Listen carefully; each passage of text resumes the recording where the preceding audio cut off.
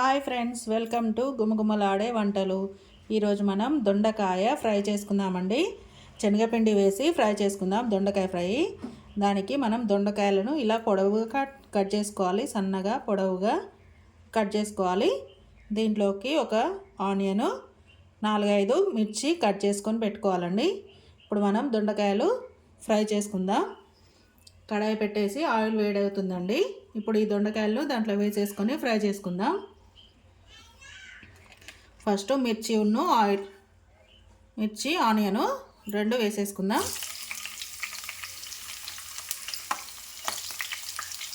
అవి కొంచెం ఫ్రై అయ్యాక చూడండి, అవి కొంచెం ఫ్రై అయితే సరిపోతుంది. ఇప్పుడు మనం కట్ చేసుకున్న దొండకాయ ముక్కలు పొడవుగా కట్ చేసుకున్నాం కదా, ఇవి దీంట్లో వేసేసుకొని ఫ్రై చేసేసుకుందాం.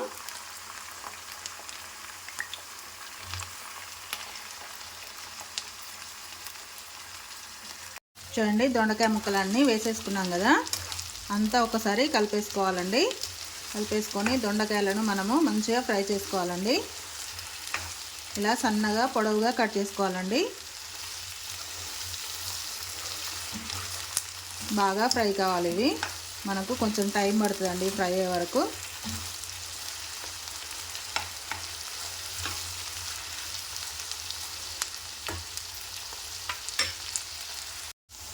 చూడండి, మనకు దొండకాయ ఫ్రై అవుతుంది. ఇంకా ఫ్రై కావాలండి. ఇది మళ్ళీ మధ్య మధ్యలో కలుపుతూ ఫ్రై చేద్దాం. కానీ ఈ ఫ్రైకి కొంచెం ఆయిల్ ఎక్కువ పడుతుందండి.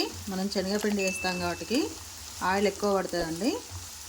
మనం ఇది దొండకాయ ఫ్రై అయ్యేలోపు మనం శనగపిండిని వాటర్లో కలిపేసుకుందామండి. చూడండి, శనగపిండి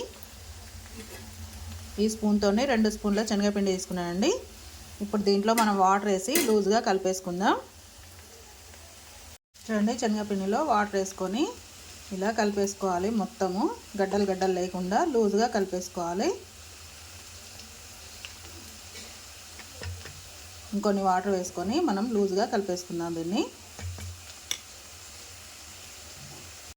చూడండి, మనకు దొండకాయలు ఈ విధంగా ఫ్రై కావాలి. ఇలా ఫ్రై కావాలండి. చూడండి, ఇలా ఫ్రై అయ్యాక దీంట్లో మనం పసుపు వేసుకుందాం.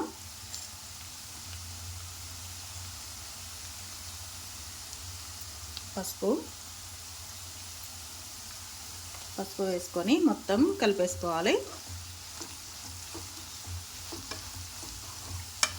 అది పసుపు కలర్ అంతా దీనికి పట్టేలాగా మొత్తం కలిపేసుకోవాలండి.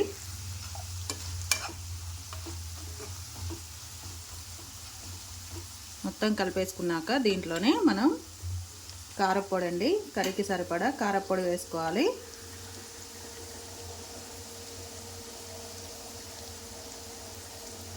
చూడండి, కారపొడి 1 స్పూను కారపొడి వేసుకున్నానండి. మరి కొంచెం శనగపిండి వేసుకుంటాం కదా మనం, అందుకే ఇంకొంచెం వేసానండి. దీంట్లోనే 1 స్పూను సాల్ట్,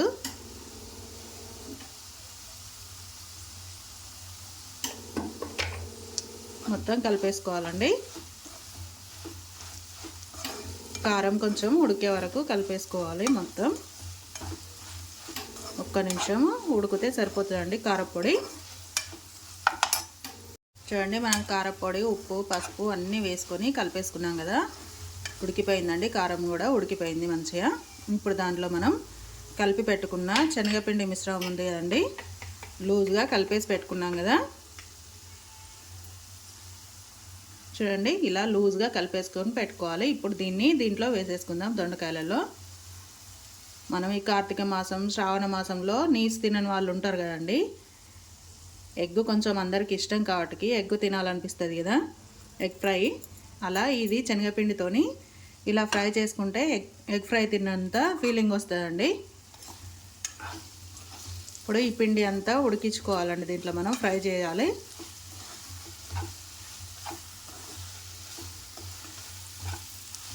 చూడండి ఎలా ఫ్రై అయిపోతుందో. ఒక 5 నిమిషాలు ఫ్రై చేసుకోవాలండి. చూడండి, మనం వేసిన పిండి కూడా మంచిగా ఫ్రై అయిపోయింది.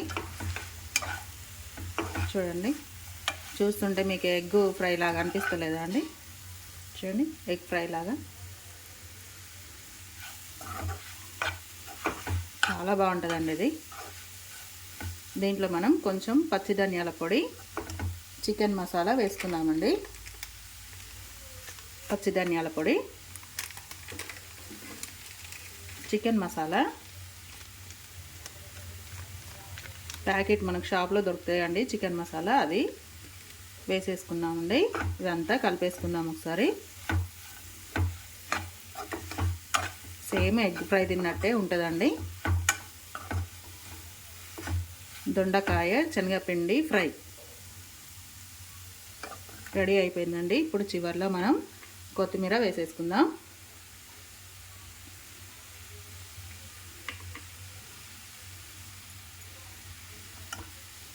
రెడీ అయిపోయిందండి, దొండకాయ ఫ్రై రెడీ అయిపోయింది. దొండకాయ శనగపిండి ఫ్రై రెడీ అయిపోయిందండి. ఇప్పుడు మనం సర్వింగ్ బౌల్లోకి తీసేసుకుందాం.